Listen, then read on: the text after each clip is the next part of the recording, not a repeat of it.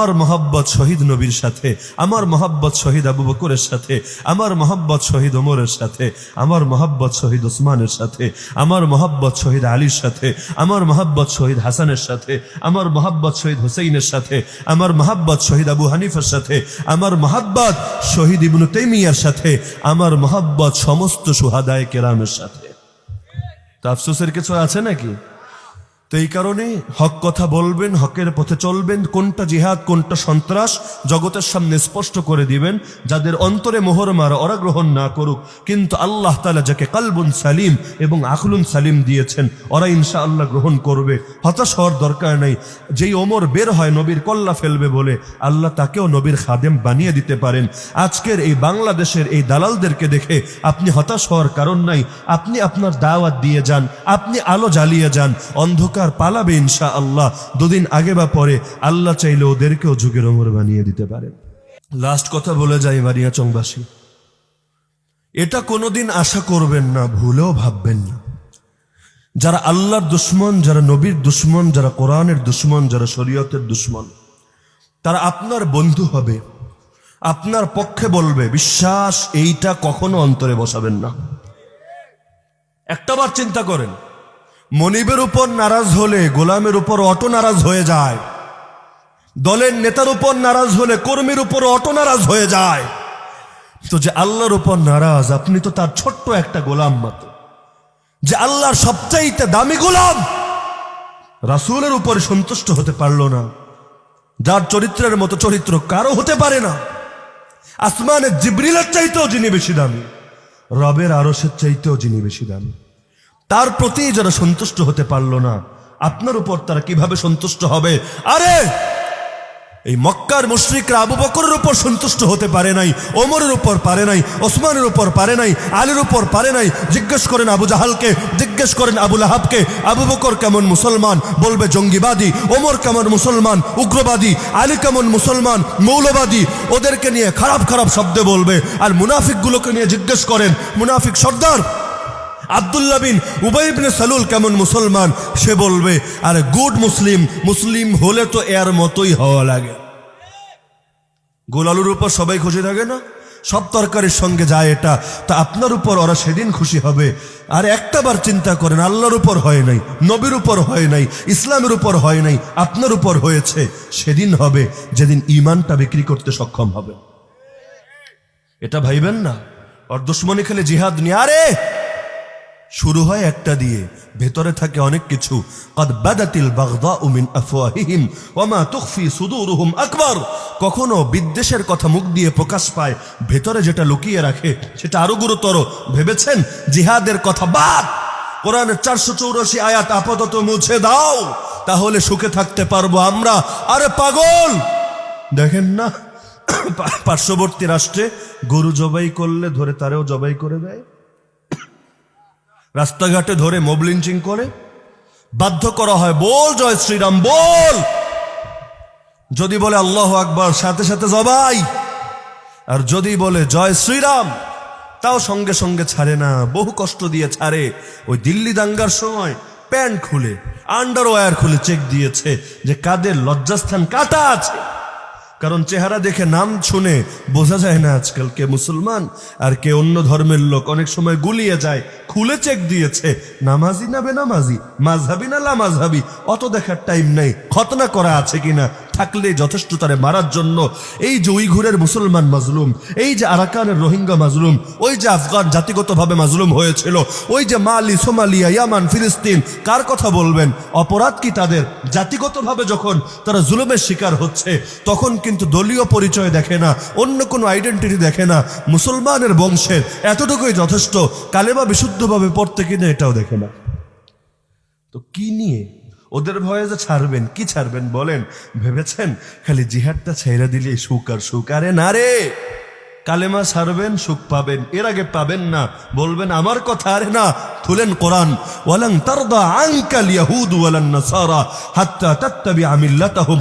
আল্লাহ বলেন ইহুদি আর খ্রিস্টান নবী নবী, তোমার উপর সবচাইতে আদর্শ চরিত্রবান মানুষটাকে আল্লাহ বলছেন তোমার উপরও কোনোদিন খুশি হবে না যতদিন না নিজের আদর্শ বাদ দিয়ে ওদের আদর্শ ধরো। হ্যাঁ, নামাজ তুমি তোমারটা পড়ো, রোজা তুমি তোমারটা রাখো, কিন্তু রাজনীতি ওদের গণতন্ত্র সমাজতন্ত্র দিয়ে করো, অর্থনীতি ওদের পুঁজিবাদ সাম্যবাদ দিয়ে করো, বাকি সব ক্ষেত্রে ওদের আদর্শ মেনে নাও, তাহলে খুশি হবে, অন্যথায় জীবনেও খুশি হবেন।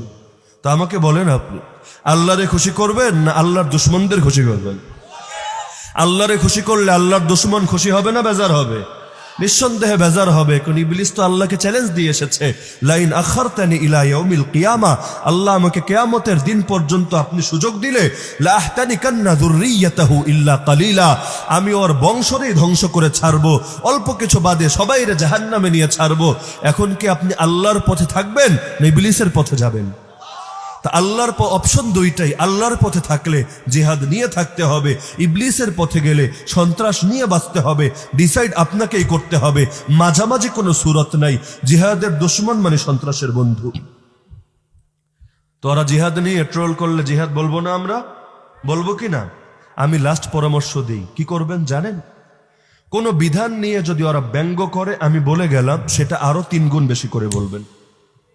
আগে আল্লাহু আকবার একবার বলতেন, এখন 1000 বার বলবেন। উঠতে বসতে চলতে ফিরতে মিডিয়ার কানের কাছে গিয়ে আল্লাহু আকবার, আল্লাহু আকবার, আল্লাহু আকবার। যে আগে বলতেন শুধু এ কারণে যাতে আল্লাহর একটা জিকির হয়, এখন বলবেন এ কারণে যাতে আল্লাহর দুশ্মনদের কলিজায় একটা আঘাত হয়। সূরা তাওবায় পাবেন যে দুশ্মনের কলিজায় আঘাত দেওয়া ইবাদত। ওয়ালা ইয়াতাউনা মাউতিআন ইয়াগীজুল কুফার, বান্দা এমন যত পদক্ষেপ নেয় যাতে কাফেরদের মধ্যে রাগের সঞ্চার হয়। আয়াতের শেষে আল্লাহ বলেন ইল্লা কুতিবা লাহুম বিহি আমালুন সালিহ, এর বিনিময়ে নেক আমল লেখা হয়ে যায়। তো পারবেন না বলতে? তুই আমার জিহাদরে নিয়ে ব্যঙ্গ করবি, কই আমি তো তোর কিছু নিয়ে ব্যঙ্গ করলাম না। গায়ে পড়ে আমার ইসলামের বিধান নিয়ে তুই বলবি, আল্লাহর বিধান নিয়ে বলবি, কোরআনের বিধান নিয়ে বলবি, আর ভাববি আমি চুপ থাকবো। আরে হতে পারে না, কারণ যেদিন তাকদীরের উপর বিশ্বাস করেছি, ওয়াল কদরি খাইরিহি ওয়া শাররিহি মিনাল্লাহি তাআলা, সেদিন থেকেই দিলে বসিয়ে নিয়েছি আমার হায়াত আল্লাহর হাতে, মওত আল্লাহর হাতে। সিংহের মতো বাঁচলেও ঠিক সেই কয়দিন বাঁচবো, শিয়াল কুকুরের মতো বাঁচলেও যেই কয়দিন বাঁচবো। হায়াত নির্ধারিত, মওত নির্ধারিত, কোথায় কবর হবে তাও নির্ধারিত, কে কবরে মাটি দিবে তাও ফয়সালাকৃত। সুতরাং আমার পেরেশান হওয়ার কি আছে? কোন বুলেটে আমার নাম লেখা না থাকলে দুনিয়ার সব বুলেট আমার দিকে ছুড়ে দিলেও, ব্রাশ ফায়ার করলেও আমি মরবো না, কোন বুলেট আমাকে মারতে পারবে না। আর যদি কোনো বুলেটে আমার নাম লেখা থাকে, সেটা যদি অন্য কোথাও মারা হয়, সেটা আমার বুকে সেই লাগবে, আমি বাঁচতে পারবো না।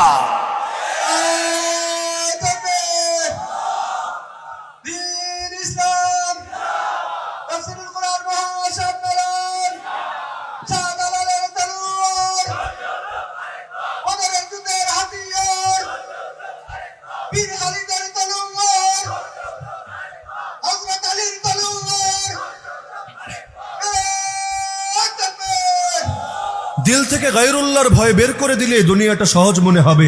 ইউসুফ আলাইহিস সালাম যদি জেল খাটতে পারেন, আল্লাহর নবী মুহাম্মদুর রাসূলুল্লাহ সাল্লাল্লাহু আলাইহি ওয়াসাল্লাম যদি 3-3টা বছর কারারুদ্ধ থাকতে পারেন, আরে তার সময়ের দাম আমার সময়ের দামের চাইতে বহুগুণ বেশি। এমনকি আবু হানিফার লাশ যদি জেলখানা থেকে বের হতে পারে, ইবনু তাইমিয়া যদি জেলের মধ্যে মরতে পারে, সেখানে আমি আর কি, আমার জীবনের আর কি দাম আছে? আমিও হাসি মুখে প্রয়োজনে সেখানে শেষ নিঃশ্বাস ত্যাগ করতে পারবো, তবু আল্লাহকে ছাড়তে পারবো না। যে আল্লাহকে ছাড়বে আল্লাহ তাকে ছেড়ে দেবে, যে আল্লাহকে ধরে রাখবে আল্লাহ তাকে ছাড়বে না, না কবরে, না হাসরে, না মিজানে, না পুলসিরাতে। আল্লাহ তাকে ধরিয়ে ধরিয়ে পার করে দিবেন আখিরাতের প্রতিটা ধাপে। তো তোমরা আমাকে জানে মেরে ফেলতে পারো, কিন্তু যতক্ষণ জিন্দা আছি আল্লাহর দ্বীনের কোনো বিধান ছাড়তে পারবো না। রাজি আছেন তো নাকি? আল্লাহর নবী সাহসী ছিলেন না ভীরু ছিলেন? সুপুরুষ ছিলেন না কাপুরুষ ছিলেন? বুখারীর হাদিস পড়েছেন আপনারা, কান রাসূলুল্লাহ সাল্লাল্লাহু আলাইহি ওয়াসাল্লাম আহসানান নাস ওয়া আশজাআন নাস ওয়া আজওয়াদান নাস। আল্লাহর নবী ছিলেন মানুষের মধ্যে সবচাইতে সুন্দর, সবচাইতে সাহসী, সবচাইতে বড় দানবীর। তো সাহসী নবীর সাহসী উম্মত হবেন না সাহসী নবীর কাপুরুষ উম্মত হবেন? শক্তিশালী নবীর শক্তিশালী উম্মত হবেন, না শক্তিশালী নবীর দুর্বল উম্মত হবেন? মুজাহিদ নবীর মুজাহিদ উম্মত হবেন, না মুজাহিদ নবীর মুনাফিক উম্মত হবেন? নবী যদি শাহাদাত চাইতে পারে, আমি চাইবো না কেন? শহীদ যদি জান্নাতে গিয়েও আল্লাহর কাছে শাহাদাত চাইতে পারে, আল্লাহ একবার না 10 বার পাঠাও দুনিয়ায়, শহীদ হয়ে আসি। তার মানেটা কি? মানে এটাই যে জান্নাতের হুরের চাইতে, গিলমানের চাইতে, সালসাবিলের চাইতে, জঞ্জাবিলের চাইতে, রেশমি পোশাকের চাইতে, শারাবান তহুরের চাইতেও শাহাদাত আরো বেশি মজার, আরো বেশি মধুর। তো শাহাদাতের জন্য জান্নাতে গিয়েও শহীদ ছটফট করতে পারলে দুনিয়ায় বসে কেন পারবেন না? আপনি পারবেন তো ইনশাআল্লাহ। তো জিহাদ ও সন্ত্রাসের তারতম্য স্পষ্ট বুঝতে চাইলে আমাকে জিজ্ঞেস না করে সুস্থ বিবেক, মনে থাকবে তো 2টা শব্দ, সুস্থ বিবেক আর ভালো একটা অন্তর। কলবুন সালিম আকলুন সালিম ইল্লা মান আতাল্লাহ বিকলবিন সালিম। কিয়ামতের দিন এই ভালো একটা মন নিয়ে যে আল্লাহর সামনে দণ্ডায়মান হবে, কোরআনের ভাষ্য, আল্লাহ তারে মুক্তি দিবেন।